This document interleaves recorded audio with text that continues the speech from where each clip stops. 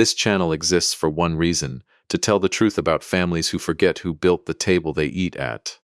Every story here is about quiet people who get pushed too far, and what happens when patience finally runs out. This one is fictional, but the wisdom in it is not. If it lands somewhere real for you, stay until the end. I want to tell you about the night my daughter-in-law called me a freeloader in front of 11 people, and what happened 4 weeks later when a man neither of us controlled walked into a private dining room and set a single brass key on the table in front of me. But I have to start earlier than that. I have to start with the restaurant. My name is Walter Hensley. I am 63 years old, and for 31 years, the kitchen at Hensley's Table on Corbett Street in Millbrook, Ohio, was the only place on earth where I felt entirely certain of who I was. I opened that restaurant in 1994 with $11,000, a second-hand range I bought off a diner that was closing in Dayton, and a recipe box that belonged to my late wife, Eleanor. She wrote the first menu in pencil on the back of a church bulletin, and I never changed the bones of it, not once in 3 decades, because she was right the first time about almost everything. Eleanor died 9 years ago in March. Cancer, slow at first, and then not slow at all. In the last 6 weeks, she stopped being able to stand at the stove, so she sat on a stool by the pass window and told me what she was tasting in her memory, and I cooked it until she nodded. The braised short rib, the buttermilk pie, the cornbread with the crackling crust that people still drive 40 minutes for on a Sunday. Every one of those dishes still sits on the menu today, unchanged.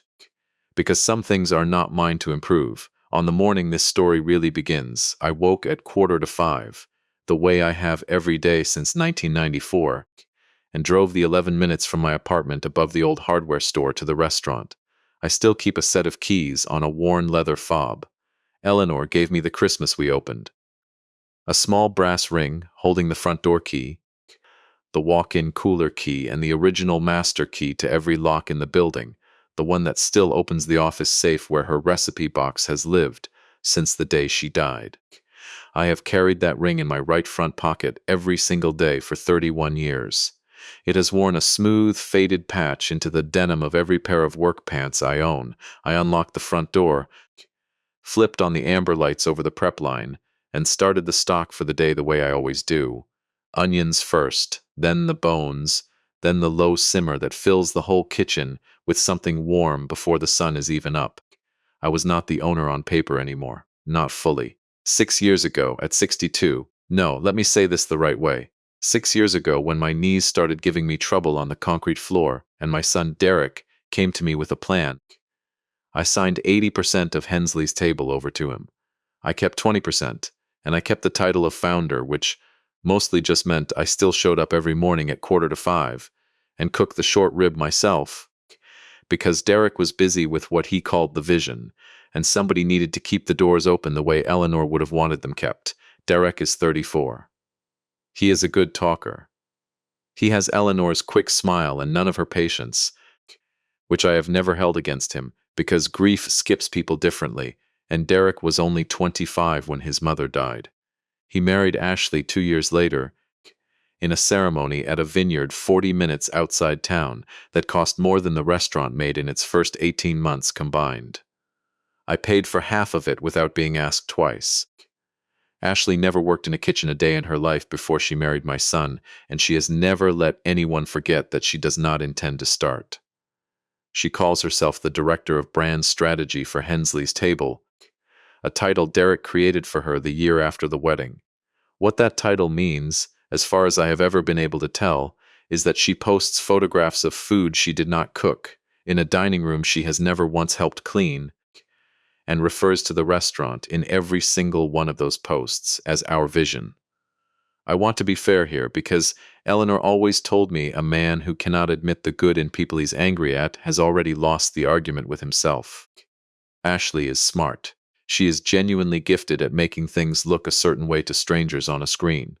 The problem was never that she lacked talent. The problem was that somewhere along the way, she decided the restaurant's kitchen, my kitchen, the one with Eleanor's handwriting still taped inside the walk-in door, was something to be managed around rather than something to be understood. That Thursday, The one I need to tell you about was the night of what Derek called the Cross Dinner. Nathaniel Cross owns Cross Hospitality Group, 11 restaurants across 3 counties, including 2 that have been written up in magazines I'd never heard of until Derek started quoting their circulation numbers at family dinners. Derek had been chasing an investment from Cross for the better part of a year, a partnership that would fund a second Hensley's Table location downtown, twice the size of the original, with what Derek called a elevated concept that would keep the name but, in his words, modernize the execution. I was invited to the Cross dinner, the way a man is invited to his own retirement party before he's agreed to retire. Derek called me on a Tuesday and said, "Dad, Thursday, 7 o'clock, at the house. Nathaniel Cross is coming. It would mean a lot if you were there." He did not say what role I would play. I assumed, foolishly, that it was to cook. I was wrong about that, too. Ashley had hired a catering company from Columbus. Small plates, she called them. I found out about the catering 3 days before from my sister, who heard it from a neighbor who does the flowers for Derek and Ashley's parties. I went anyway. I am a father before I am a founder, and Eleanor raised me to show up even when showing up costs something. I arrived at 7 exactly, in my good navy blazer, the one I wear to church and to the 2 funerals a year that seem to find men my age. I brought a bottle of the bourbon Nathaniel Cross was rumored to favor, because I had asked around, quietly, the way I do most things. Derek and Ashley's house sits on 4 acres outside town, the kind of house that photographs well and echoes when it's empty, which it mostly is, because the 2 of them are rarely home at the same time. Ashley answered the door in a silk dress the color of a plum, and her eyes went straight to the paper bag in my hand before they found my face. "You didn't need to bring anything," she said, which in Ashley's language has never once meant what the words say. "Eleanor always said a guest who arrives empty-handed didn't plan to stay," I said, and stepped past her into the foyer. The house smelled like candles that cost more than a week of groceries. Down the hallway in the great room Derek had turned into a private dining space. For the evening, I could hear voices. Derek's, easy and performing, and a second voice, lower, unhurried, that I would come to know belonged to Nathaniel Cross. There were 11 of them at the table when I walked in. Nathaniel Cross at the head, silver-haired, maybe 60, wearing a gray suit with no tie, the kind of man who has stopped needing to prove anything to a room the moment he enters it. 2 colleagues from Cross Hospitality flanking him. A handful of Derek's friends from the country club, the sort who laugh a half-beat after Derek laughs and check their phones under the table when they think no one notices. And at the far end, a single empty chair, closest to the kitchen doorway, the chair nobody else wanted. That was mine. I knew it before Derek gestured toward it. I set the bourbon on the sideboard, shook Nathaniel Cross's hand. His grip was firm. His eyes met mine directly, which told me something before he'd said a word, and made my way to the far chair. "Dad's the one who started it all," Derek was saying to Cross as I sat, gesturing loosely in my direction, the way you'd gesture at a framed photo on a wall. "Old school guy. Doesn't love change, but the bones he built are solid, which is exactly why I think the expansion works. We keep the story, we elevate the execution." Nathaniel Cross looked at me for a moment longer than the sentence required. 31 years, is that right, Mr. Hensley?" 31 in April, I said. "That short rib recipe," Cross said. "Is that yours or your son's?" The table went very slightly quiet, the particular quiet of a room where more than one person suddenly cares about the answer to a question. "My wife's," I said. "Eleanor. She's been gone 9 years, and it hasn't changed a single ingredient since she wrote it down." Something crossed Nathaniel Cross's face, not pity, nothing so simple as that, something closer to recognition. He nodded once, slowly, and turned back to his plate.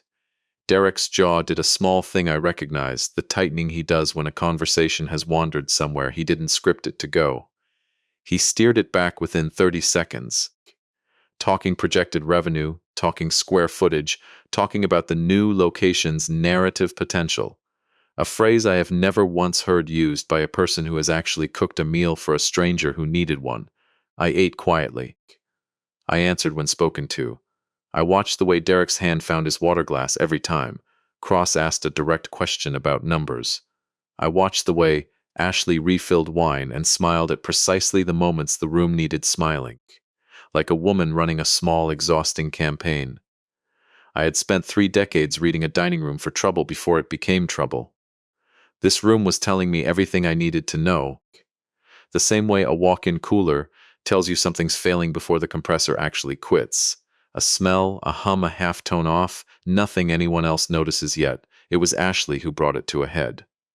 Somewhere around the second course, one of Derek's country club friends asked me, kindly enough, what I did these days at the restaurant, now that Derek's really running the show. I still cook, I said. Every morning. The short rib, the cornbread, the stock.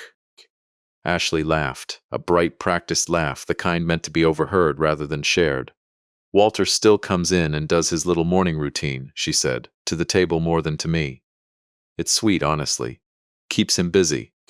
She turned to Nathaniel Cross with the particular brightness of a woman about to deliver a line she'd rehearsed.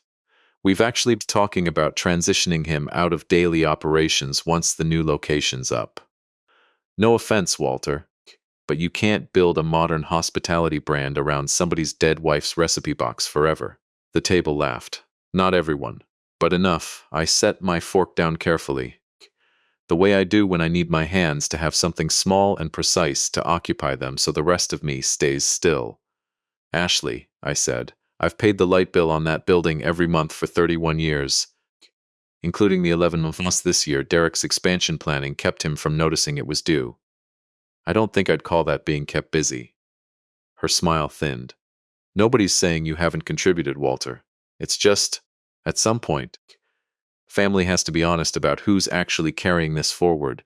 You bake bread and simmer stock. Derek's building a company. Those aren't the same thing, and I think everyone at this table can see that. I looked at my son. I waited for him to say something. He looked at his water glass instead.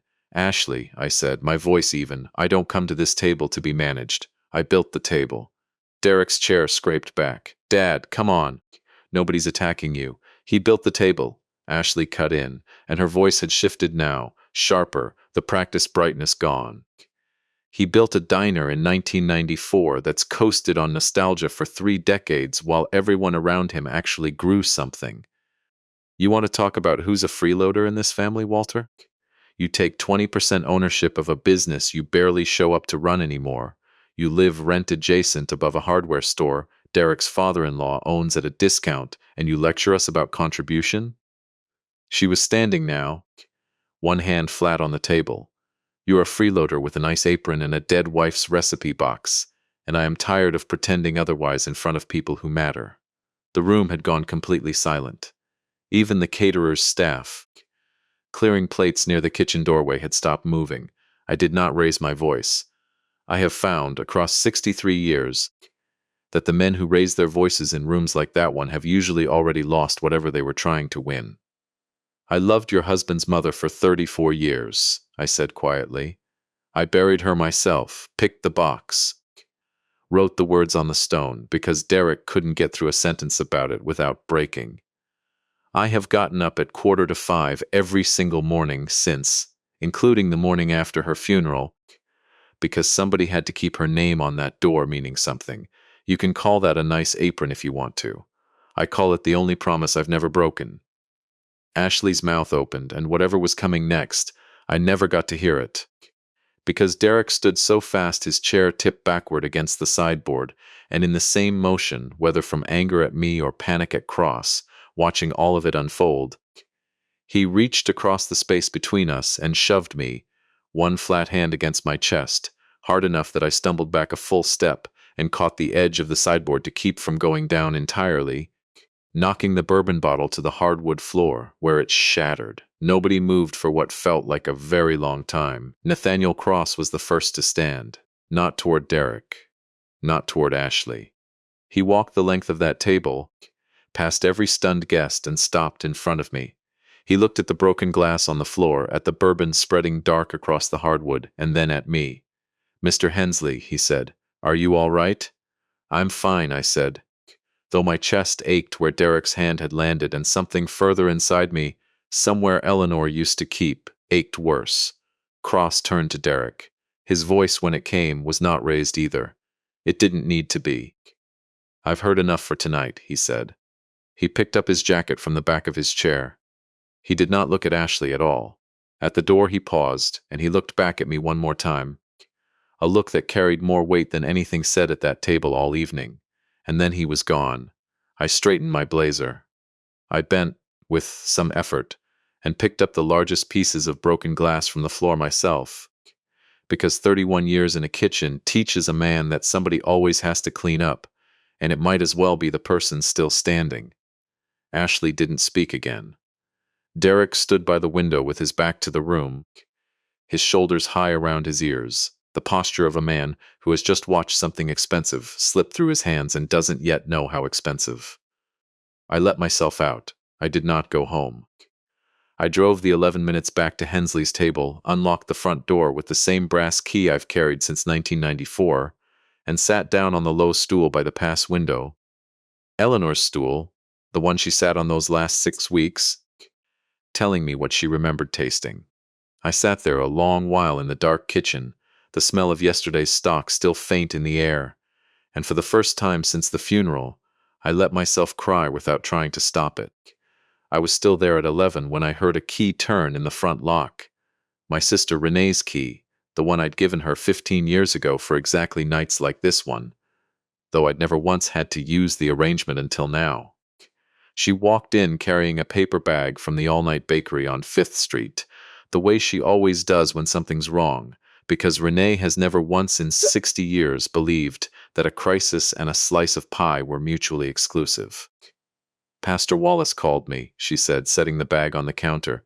Said, and I'm quoting him exactly, Renee, your brother needs somebody tonight who isn't asking him for anything. I wiped my face with the back of my hand. I'm fine. You've got a red mark starting on your collarbone, Walter. Don't tell me you're fine. She unwrapped 2 slices of pecan pie and slid one across the counter. Tell me what happened, I told her. All of it. The catering, the empty chair by the kitchen, Ashley's voice calling me a freeloader in front of 11 strangers, the hand on my chest, the bourbon shattering on the hardwood. Nathaniel Cross's quiet exit. Renee set her fork down halfway through, her eyes gone sharp and still the way they get when she's already 3 steps ahead of whatever's coming.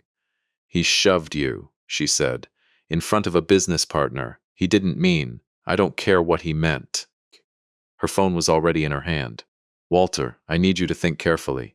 In the last year, has Derek asked you to sign anything? Loan paperwork, ownership transfers, anything with the restaurant's name on it?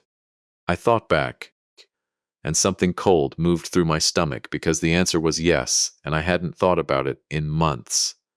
8 months ago. He said the bank needed an updated signature card on file since I'd stepped back from daily management. I signed it in the office without reading it closely. He said it was routine. Rennie was quiet for a moment. Walter, I want you to call Diane Ferris in the morning. First thing, Diane's a lawyer, Renee. I don't need. You do, she said. And there was no argument left in her voice, only certainty. Because Nathaniel Cross didn't walk out of that room over a shoved chair and a broken bottle. Men like that have seen worse table manners than Derek's. He walked out because somewhere in the last hour he saw something about your son he didn't like the shape of. And men like that don't forget what they've seen. I think this is only the beginning of what's about to come apart, Walter. I think you need to be ready for what's underneath it before it finds you. I looked down at my hands on the counter, the hands with flour permanently ground into the knuckles.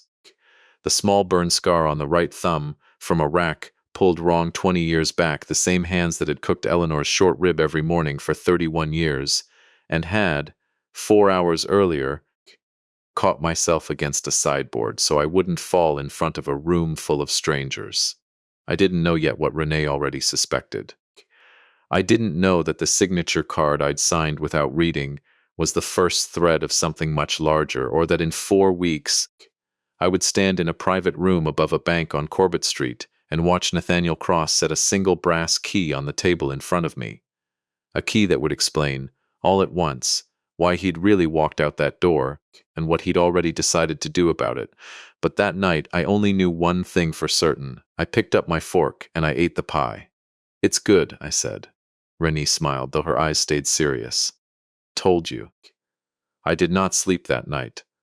I lay on the narrow cot in the back office of Hensley's table, the one I keep for early mornings when the drive home doesn't seem worth the trouble, and stared at the water stain on the ceiling tile until the refrigeration compressor's hum became the only sound in the world.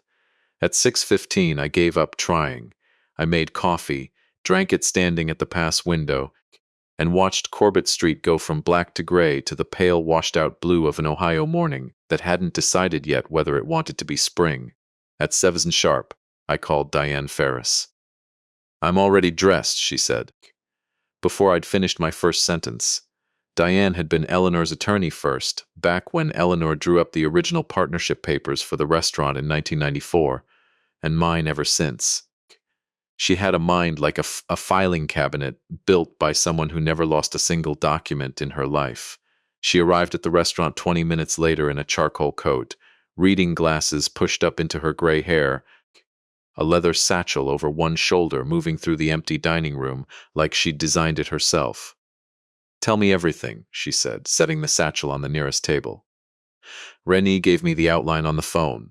I want the details," I told her. The dinner, Ashley's words, Derek's hand on my chest, Nathaniel Cross walking out without a word to either of them. And then, because Renee had asked the question the night before and it hadn't stopped nagging at me since, I told her about the signature card. Deanne's expression didn't change, but her pen stopped moving against her legal pad. "Walk me through that again, slowly."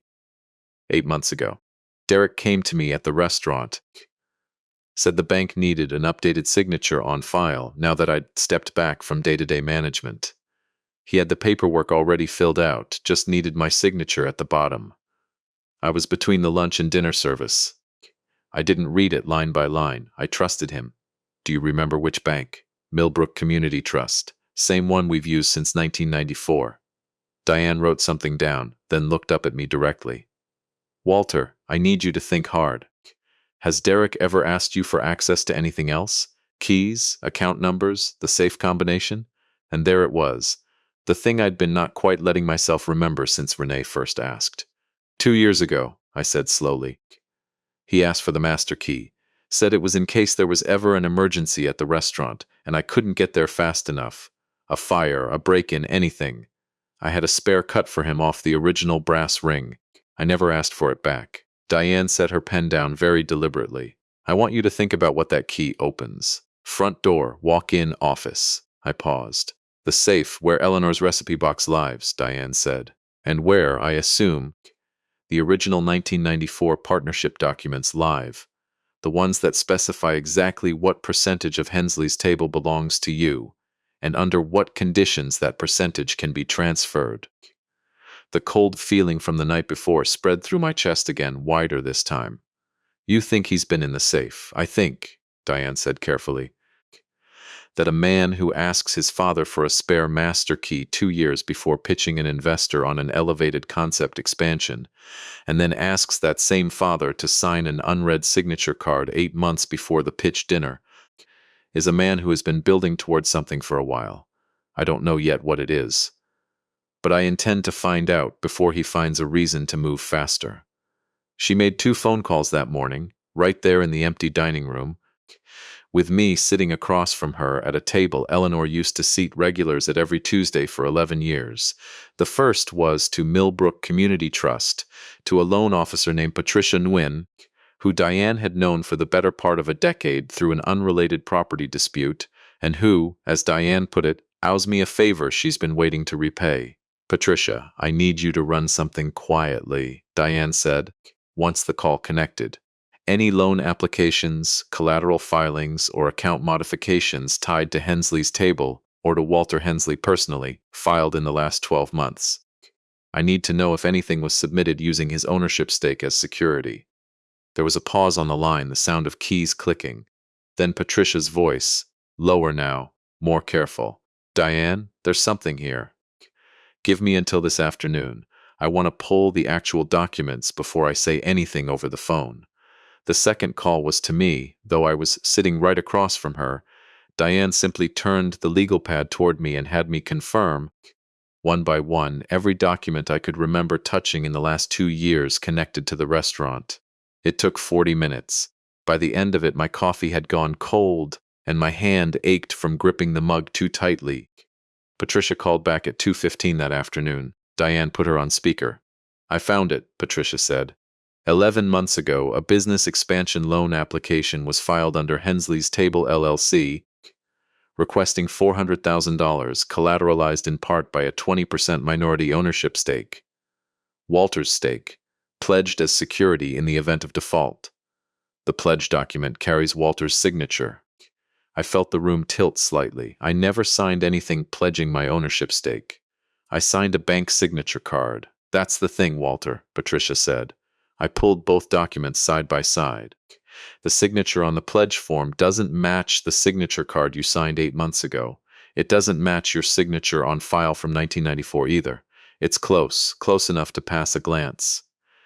But under magnification, the pen pressure and letter formation are entirely different. Someone traced it, or someone who isn't you signed it, and hoped no one would look closely. Diane's jaw set in the particular way I'd come to recognize meant she was choosing not to curse out loud. "Patricia, I need you to flag that loan file internally and freeze any further disbursement until further notice. Can you do that without alerting the account holder? I can flag it as under compliance review. That buys us time without tipping anyone off." "But Diane, the $400,000 already disbursed. It went out 6 weeks ago." I sat very still. 6 weeks ago, I repeated. "That's before the cross dinner, before the expansion pitch, which means," Diane said quietly, "your son already had the money in hand before he ever asked Nathaniel Cross for a dime. Which raises a question neither of us likes the shape of. What does a man do with $400,000 he's already spent, when the investor he needs to cover it walks out of dinner without shaking his hand?" I didn't have an answer. None of us did, not yet. What I want to tell you next, I pieced together over the following days. Some of it from what I witnessed myself, some from what Renee told me after she'd had a long, difficult conversation with Derek on my behalf, and some from what eventually came out once the truth had nowhere left to hide. I think you need to understand what was happening on Derek's side of things during that week, so you understand exactly how far a good man can talk himself into going when he's convinced himself the ends will excuse the means. Derek had not slept well since the dinner either. He told Renee, days later, that he genuinely believed, in the particular way a desperate man believes the thing he needs to be true, that the loan against my ownership stake was a formality, a bridge, something he'd quietly resolved the moment Cross's investment came through and made the whole structure irrelevant. He'd told himself I would never need to know, because the debt would be paid before it ever touched me. He told himself that made it not a betrayal, just a shortcut. Men do that. They build entire staircases out of small lies they've convinced themselves don't count because no one's fallen down them yet. But Cross had walked out. And $400,000 that doesn't unspend itself because an investor changes his mind over a shoved chair. On the Tuesday following the dinner, 6 days after I'd sat across from Diane in my own dining room, Derek showed up at the restaurant at 11 in the morning, before the lunch rush, dressed in the gray suit he wears when he wants to look like a man in control of something. He found me in the back office, going over the week's produce order. "Dad," he said, "got a minute?" I set down the invoice. "Sure." He sat across the desk from me. Eleanor's desk, the one with her handwriting still visible in pencil on the underside of the top drawer. A grocery list from a Tuesday in 2015 she never got around to erasing. He set a manila folder on the desk between us and folded his hands over it, the exact posture, I would learn much later, that men use when they've rehearsed a pitch in a mirror. "I've been thinking a lot since the dinner," he began, his voice measured, reasonable, the voice he uses on investors, "about what's sustainable for this family going forward, about what's fair to everyone." "Go on," I said. "You're 63, Dad. You're still doing the 6 a.m. shift like you're 40. The restaurant needs to modernize if it's going to survive another decade. And honestly, the ownership structure we've got right now, 2080, it's not built for the kind of capital moves we need to make. It's holding us back." He slid the folder across the desk. I opened it. The first page was titled Ownership Restructuring and Release Agreement. I read it slowly. By the second paragraph, my chest had gone tight in a way that had nothing to do with my heart and everything to do with what I was reading. It was a full transfer. My remaining 20%, signed over to Derek, effective immediately upon signature. In exchange, the document offered me a lifetime consulting stipend of $800 a month and continued, unspecified, access to kitchen operations at the discretion of ownership. This transfers everything, I said. The whole restaurant. It's a formality, Dad. You'll still be there every morning. Nothing changes day to day. This just protects the business legally, gives us the flexibility to move fast on the cross deal if it comes back around, cleans up the cap table so we're not explaining a 20% minority holder to every investor we talk to going forward. And if I don't sign it? Something in Derek's face shifted, the warmth going out of it the way a room cools when a door's left open too long. Then I don't know how we keep paying you a stipend at all, honestly. The business has obligations right now it didn't have a year ago. We need clean ownership to refinance those obligations. I need this, Dad. I need it more than you understand. What obligations, Derek? He didn't answer directly. It's handled. I'm handling it. The same way you handled getting my signature traced onto a collateral pledge for $400,000? The color went out of his face so fast I nearly reached across the desk for him. Some old fatherly reflex from when he was small and used to go pale before he was sick. How do you? I know, Derek. My voice came out steadier than I expected, steadier than I felt. I know about the loan. I know the signature on it isn't mine. I know the money's already gone. What I don't know is how you thought this ended, if Cross never came back. He sat very still for a long moment, and for one moment I will hold on to, because it was the only honest thing that happened between us that whole week. I saw something in his face that looked less like a man protecting a scheme, and more like a boy who'd gotten in over his head years ago, and never found the right day to say so out loud. I didn't know how to tell you I was drowning, Dad, he said quietly. Every year you built something that just worked. I wanted to build something bigger, faster, and it kept costing more than I had. And every time I came up short, I told myself the next deal would cover it. The cross expansion was supposed to cover all of it at once. I thought if I just got you out of the ownership structure, cleanly, quietly, before you ever had to see the number, none of it would matter. I thought I was protecting you. You forged my signature. Derek, I know. You put my life's work up as collateral without telling me. I know, Dad. And your wife called me a freeloader at my own family's dinner table, in the same house I helped pay for, while you sat there and let her. He had no answer for that one at all. He looked down at his hands. I did not sign the folder. I closed it, slid it back across the desk toward him, and stood, buttoning the middle button of my jacket the way I do when I'm preparing to leave a room with whatever dignity I still have intact. I need to speak with my attorney before I say another word to you about any of this, I said. Dad, come on. Diane Ferris, seriously? You're going to lawyer up against your own son? I looked at him for a long moment, not with the anger I expected to feel, and not entirely without it either, but with something closer to the clear, tired grief of a man who has just watched a door close on a version of his son he'd been hoping was still in there somewhere. I'm not lawyering up against you, Derek, I said. I'm protecting the only thing your mother and I ever built that was supposed to outlast both of us. If you'd asked me for help honestly, 6 months ago, a year ago, I'd have sat right here at this desk and found a way. You didn't ask. You forged. There's a difference, and I think somewhere in you, you already know it. I walked out of the office and into the kitchen, where the lunch prep was already underway. The smell of onions and browning butter filling the air the way it has every single day since 1994, but steady and unbothered by anything happening in the office behind it. I called Diane from the walk-in cooler, the only place in the building quiet enough to hear myself think. He tried to get me to sign the whole restaurant over, I told her. Called it a formality. Diane was quiet for a moment. Walter, I need to tell you something, and I need you to sit with it before you react. Renee called me an hour ago. Nathaniel Cross's office reached out to her directly. Apparently, he'd been trying to find a private way to reach you since the dinner, and Renee's the only Hensley he could locate contact information for. That wasn't Derek or Ashley Cross called Renee. Why? Because Diane said, and I could hear something in her voice I hadn't heard before. Something almost like relief arriving early. Nathaniel Cross didn't just walk out of that dinner over a shoved chair, Walter.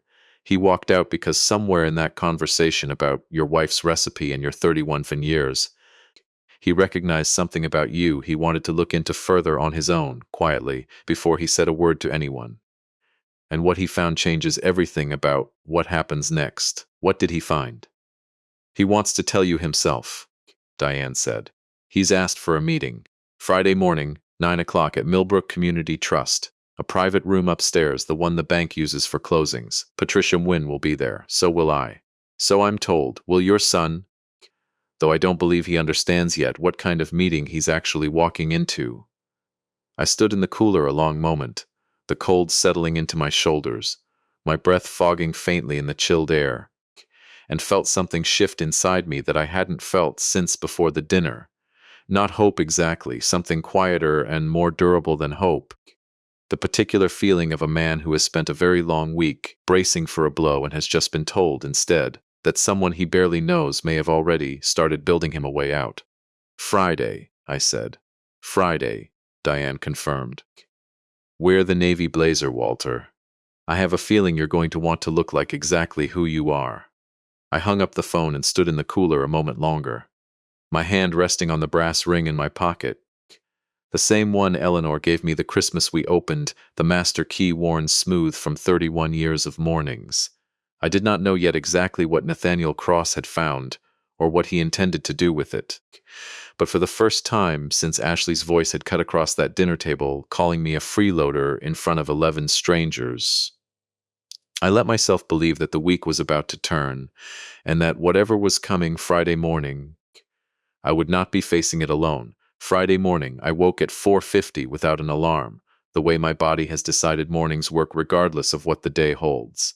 I showered, put on the navy blazer Diane had told me to wear, and stood in front of the small mirror in my apartment, above the hardware store, a full 3 minutes before I let myself leave, straightening the collar, running a hand once through hair that had gone entirely gray sometime in the last decade without my quite noticing.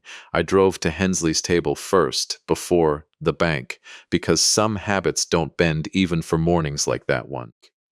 I let myself in with the brass key, stood in the dark kitchen a moment, breathing in the faint smell of yesterday's stock, and touched the door of the safe in the back office without opening it. Eleanor's recipe box was still there. Still safe, whatever else had happened around it. Then I locked up again and drove the 6 blocks to Millbrook Community Trust. Deanne was waiting for me on the walk outside, her satchel already heavy with folders. Ready? She asked. No, I said honestly, but I'm going anyway. We rode the elevator to the 2nd floor together. Patricia Nguyen met us at the closing room door, her expression careful, professional, and something else underneath it I couldn't quite name yet. The look of a woman who has been carrying a piece of difficult news for several days, and is relieved to finally be allowed to set it down. The room was long, glass-walled, a view of Corbett Street below through the window at the far end. A conference table ran the length of it, water glasses set at every seat.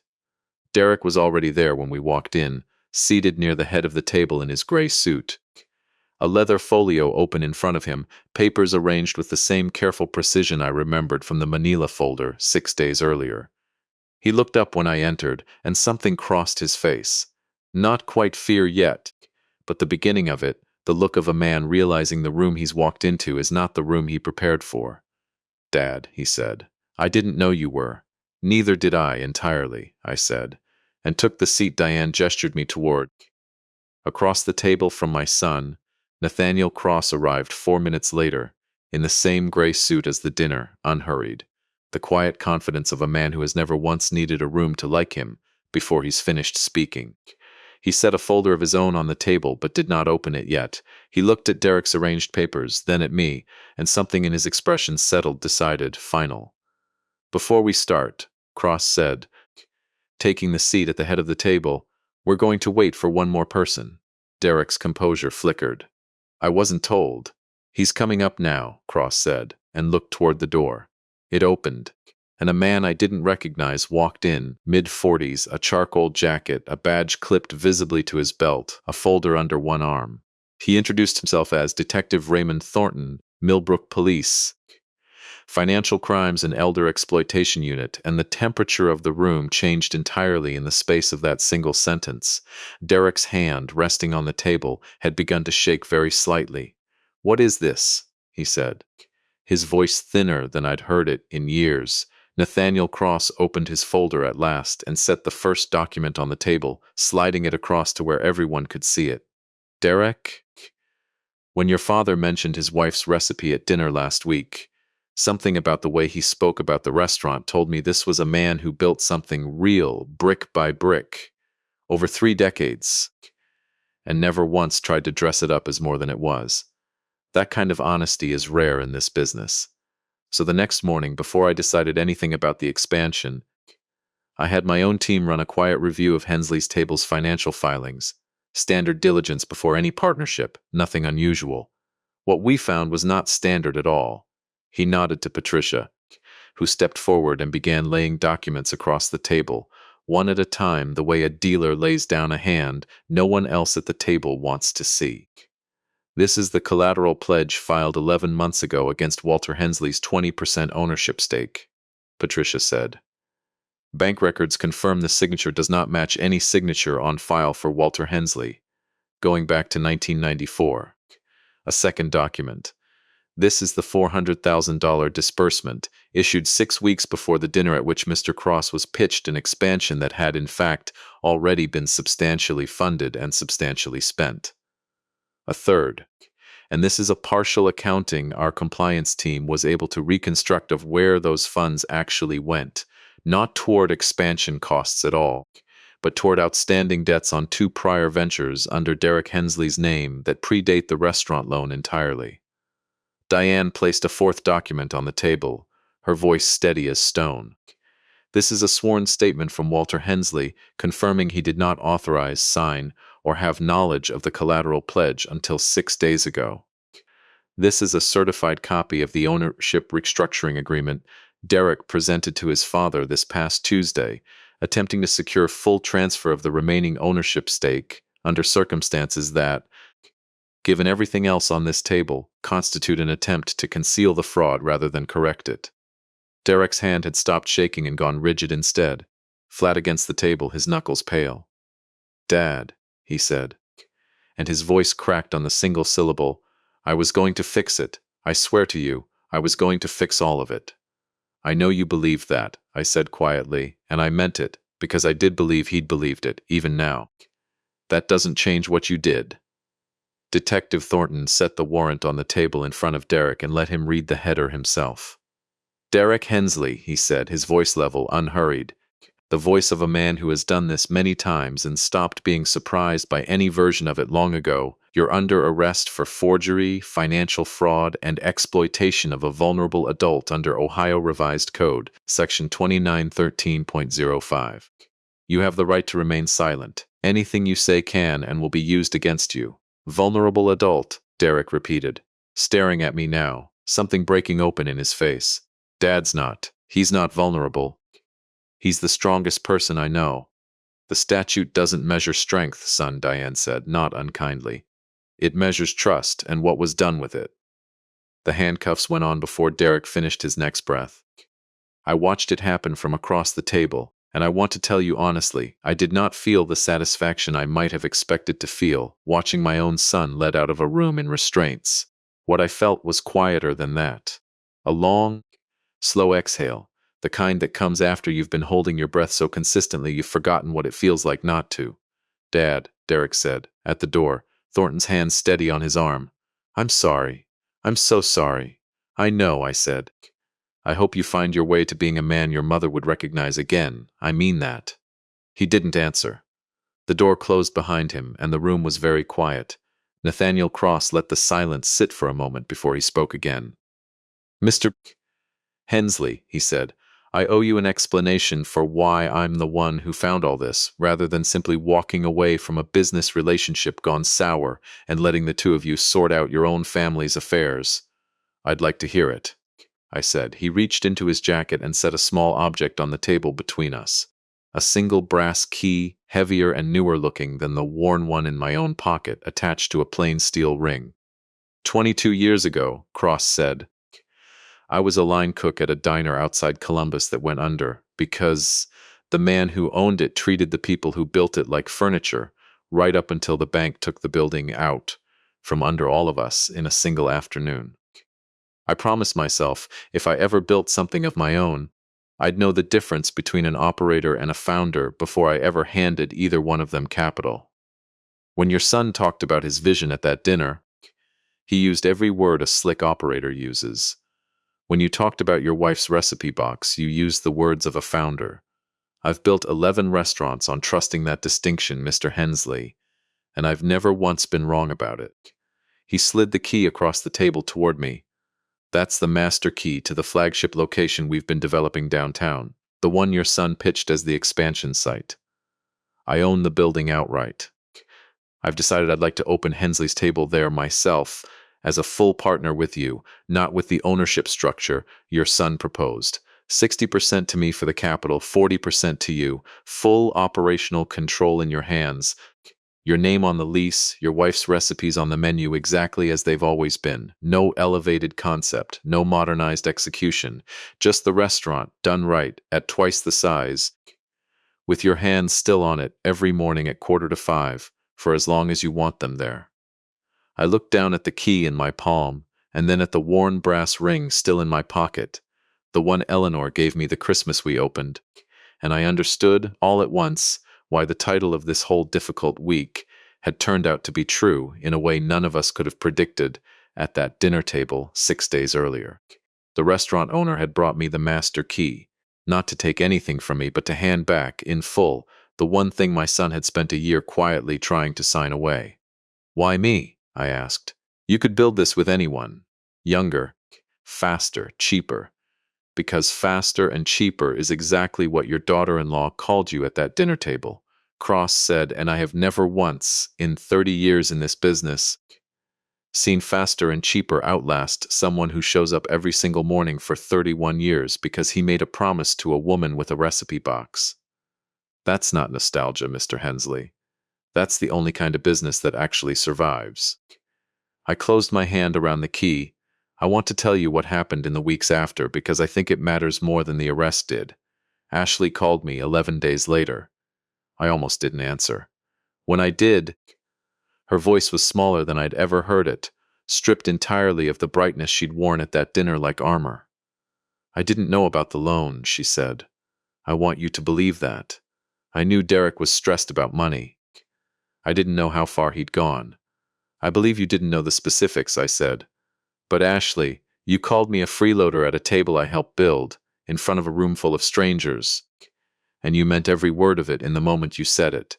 Not knowing about the fraud doesn't undo that. She was quiet for a long moment. I don't know how to fix this. I don't think there's a fast fix, I said.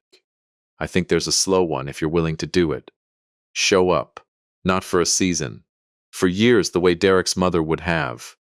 That's the only kind of sorry I've ever known to actually mean anything. I don't know yet if she will. That part of the story isn't finished, and I've learned, the hard way, not to promise an ending before it's earned. Derek is out on bond, awaiting trial, working with a public defender, because he'd never once, in his whole life, needed a lawyer for himself before this. I visit him every other Sunday after church, the same way I visited his mother in her last 6 weeks. Not because I've forgotten what he did, but because a father doesn't get to stop being a father just because his son stopped for a while being the kind of man he was raised to be. Renee thinks I'm too soft with him still. Diane thinks the same. Pastor Wallace just tells me God doesn't measure fathers by how loudly they forgive, only by how consistently they show up, and I've decided to trust that over my own doubts on the drive home each time. 6 weeks after the Friday at the bank, Hensley's table downtown opened its doors.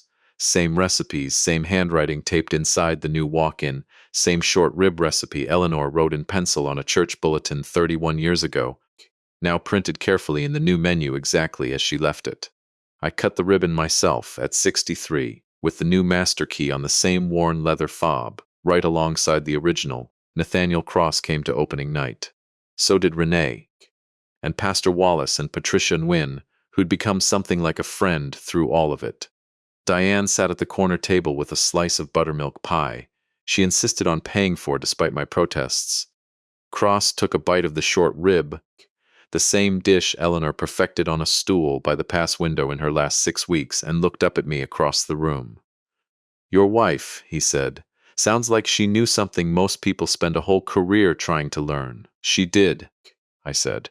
"She used to tell me the best table in the house isn't the one with the best view. It's the one where everyone at it actually earned their seat." I've thought about that a great deal since. I think that's the real lesson underneath everything that happened that Thursday night, and the weeks that followed. Not that betrayal deserves punishment, though sometimes it does, and the law has its place in sorting that out. The deeper lesson is quieter than that. It's that the people who call you a freeloader at your own table are very often the ones who've never once had to build anything themselves from an $11,000 loan and a second-hand stove.